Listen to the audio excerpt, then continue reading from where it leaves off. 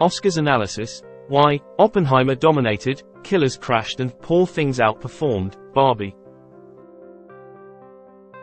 An awards season unlike any other, during which the first simultaneous strikes of actors and writers in Hollywood's history largely prevented campaigning for months, but after which there was a deluge of it, came to an end Sunday night at the 96th Academy Awards in Hollywood.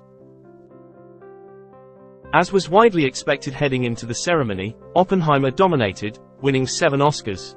No film has won more since Slumdog Millionaire snagged 8 15 years ago, including for Best Picture, Christopher Nolan, Emma Thomas and Chuck Roven. Director, Nolan. Actor, Cillian Murphy, the category's first ever Irish winner. Supporting actor, Robert Downey Jr. Cinematography, Hoyt van Hoytema. Film editing, Jennifer Lame. An original score, Ludwig Göransson. That's quite an achievement for not just the filmmakers, who adapted a book, Kai Bird and Martin J. Sherwin's American Prometheus, the triumph and tragedy of J. Robert Oppenheimer, that many thought was unadaptable into a riveting instant classic of a film, but also for the teams that sold it to the public and to the Academy. It also is an achievement for Universal, which includes Chair Donna Langley, who lured Nolan away from his longtime home at Warner Bros. And steady hands like Chief Marketing Officer Michael Moses and Director of National Publicity Jen Chamberlain. And for the Angelotti Company, hats off to veteran awards strategist Tony Angelotti, who has guided Uni's awards pushes since 1999's Man on the Moon and steered him to Best Picture wins in 3 different decades, for 2001's A Beautiful Mind, 2018's Green Book and now, aided by his top-notch team including VP Dana Besiso Vazquez, Opie. The Opie campaign started with the inarguable premise that Nolan was very overdue for recognition.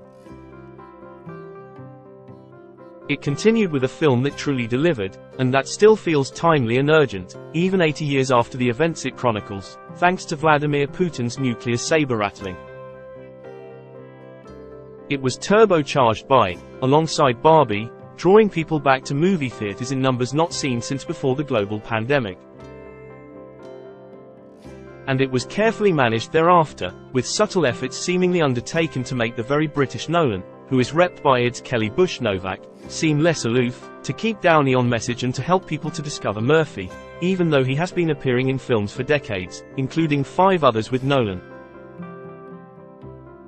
Speaking of Barbie, the other half of the Barbenheimer craze that defined 2023, Greta Gerwig's film took home just 1 Oscar, Best Original Song, for What Was I Made For?, making 22-year-old Billie Eilish the youngest and 26-year-old Phineas the second youngest 2-time Oscar winners ever. The Academy has never had a particularly great sense of humor, generally preferring serious fare like Opie to comedies, dramedies like Barbie.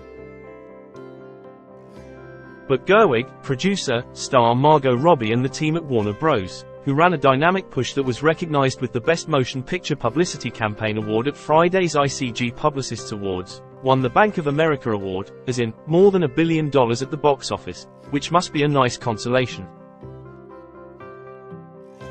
Interestingly enough, a film that struck some as Barbie on meth, Yorgos Lanthimos' Poor Things, secured a formidable 4 wins, bested only by Opie, including for Best Costume Design and Production Design, fending off Barbie in those 2 races, makeup, hairstyling, denying Netflix's Maestro its best shot at a win, and, in the most hotly contested race of the night, lead actress.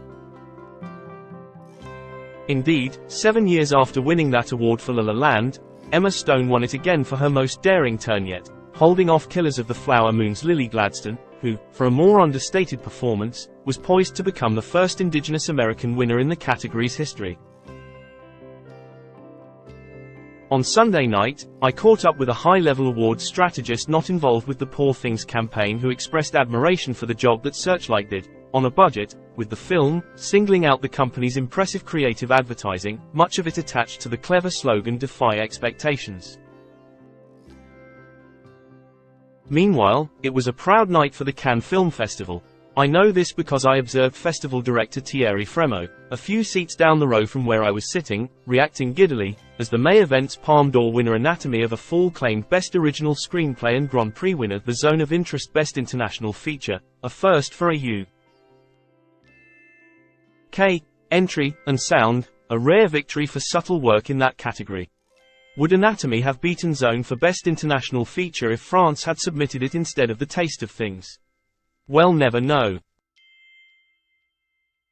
Might this Oscar showing by films that premiered at Cannes, a year after Elvis, Top Gun, Maverick and Triangle of Sadness also catapulted from the Crozet to the Best Picture race, encourage more Oscar hopefuls to do the same this year?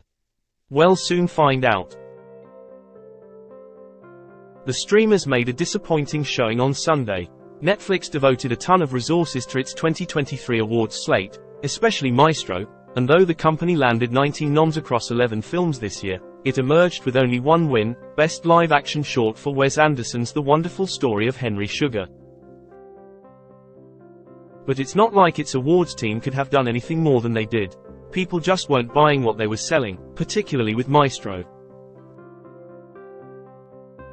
The film was polarizing. There was a weird online-driven backlash against Bradley Cooper, and not everyone was thrilled with Netflix following the painful strikes. But a decade after the company's first Oscar nomination, a period during which it has racked up 150 noms, including 9 for Best Picture, and 23 wins, though none yet for Best Pick, I think it's pretty clear that this year was an aberration, and one would be mistaken to bet against its future prospects. Amazon, for its part, also took home just one award, but it was a fairly big one, with American Fiction fending off Oppenheimer, Barbie, The Zone of Interest and Poor Things to win Best Adapted Screenplay for Cord Jefferson. And then there's Apple, which had a particularly bruising night as Martin Scorsese's $200 million Killers went 0 for 10, just like the film Scorsese right just before it, 2019's The Irishman. Only 1977's The Turning Point and 1985's The Color Purple had a worse 0 for, losing all 11 of their noms. This happened despite 81-year-old Scorsese hitting the campaign trail more for Killers than for any of his previous films, and the film's leading man, Leonardo DiCaprio, who hates campaigning, doing more of it than he had done in years, apparently to try to boost Gladstone. So what happened? On one level, the deck was stacked against Killers from the start. In this day and age, most people have some degree of attention deficit disorder, making a 3-hour and 26-minute slow burn of a movie a very tough sell, even if it emanates from one of the greatest living filmmakers, and especially if it is being consumed at home on a TV, as Killers was for many Academy members. Beyond that, though, a high-level publicist not involved with Killers opined on Sunday that Apple overdid it, essentially mounting the most expensive Best Actress campaign ever, and that it turned off some voters. Regardless, Apple may be playing a different game than most of its competitors. It can afford to spend big money, and while that big money didn't buy it Oscars, it did buy it ringing endorsements from Scorsese, who has said that he had never previously felt as supported by a distributor as he did by Apple this season, which could help to attract other top filmmakers to the platform. One related question that is interesting to ponder. Would Gladstone have taken home a statuette if she had promoted herself for Best Supporting Actress, rather than Best Actress, or would she also have come up short in that category to the performer who did ultimately win, the holdover's Davine Joy Randolph? We'll never know. But what we do know is that voters really liked Randolph and Oppies Downey, both of whom swept the entire circuit of important awards shows in their respective categories. A final note, the results of the 96th Oscars confirmed that the Academy today is truly an international organization to an extent that it has never been before. Members from 93 countries cast ballots to determine this year's nominees. This year's Best Picture category included an unprecedented 3 nominees that are largely or entirely not in the English language: Anatomy, Zone and Past Lives.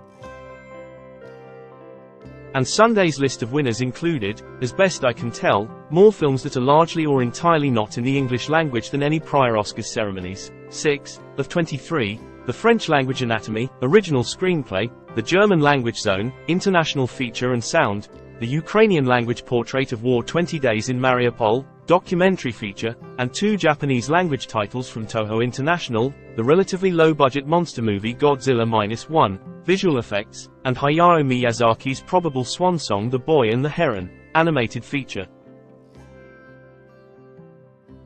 All this is stuff to keep in mind for the 2024-2025 awards season, which, in the eyes of some, has already